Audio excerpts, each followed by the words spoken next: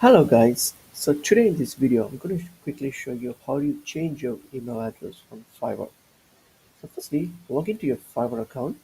So once I've logged in, all you have to do is click on your profile picture option here. So click on that and then you go to settings. So click on settings and here once you're on settings, you'll see an option called here email address. So all you have to do here is delete this email address here.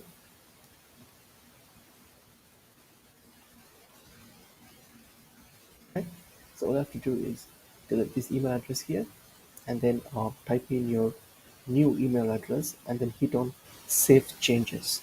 So once you have done this, what's going to happen is Fiverr will send you an email will send you an email confirmation to your new email address. So all you have to do is go to your new email address and then look for the email from Fiverr and then click on it and there will be a link on the email to confirm and verify your new email address. Click on it.